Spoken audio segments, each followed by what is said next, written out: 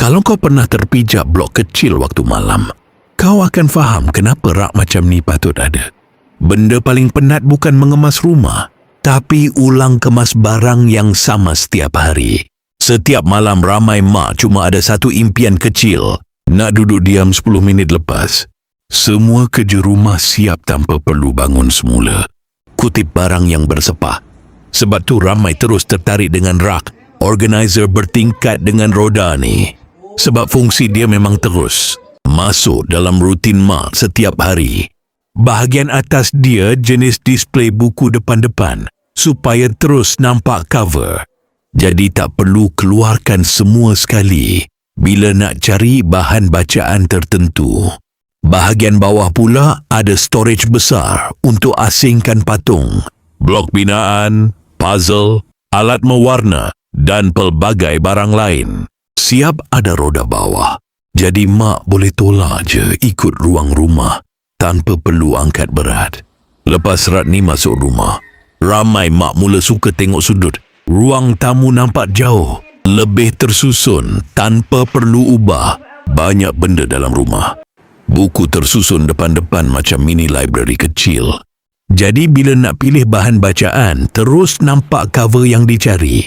Sudut yang sebelum ni nampak, biasa terus nampak lebih kemas dan teratur. Macam ada corner khas yang sengaja dihias cantik.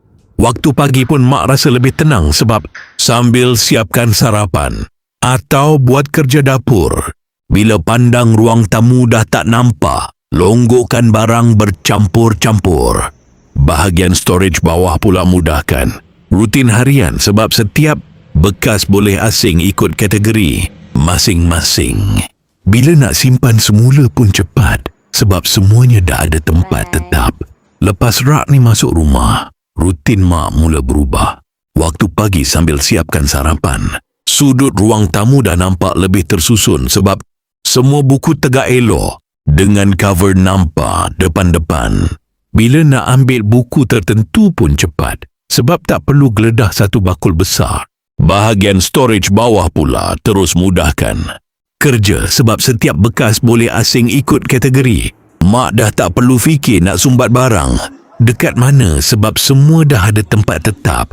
Bila tengah buat kerja rumah pun rasa lebih tenang sebab nampak rumah lebih teratur. Nak mop lantai tinggal tolak rak ni tepi sebab ada roda. Nak vacuum bawah pun senang. Bila ada tetamu call nak datang rumah, secara tiba-tiba pun mak dah tak kelam kabut cari plastik besar untuk sorok barang kecil. Ada juga mak yang guna rak ni untuk buat satu sudut khas dekat ruang tamu supaya nampak macam mini reading corner. Bila saudara datang rumah, ramai ingat beli kabinet. Mahal sedangkan cuma guna rak ni je. Rumah biasa pun boleh nampak lebih kemas bila barang ada sistem sendiri. Ramai mak sebenarnya bukan malas mengemas. Mereka cuma penat buat benda sama berulang kali setiap hari. Bila dah ada rak yang betul, masa yang selalu habis untuk susun semula boleh digunakan untuk rehat sekejap, minum kopi panas atau tengok drama tanpa terganggu. Kalau kau pun nak bagi rutin harian rasa lebih ringan dan rumah nampak lebih teratur, segera check out sekarang sementara stok masih ada.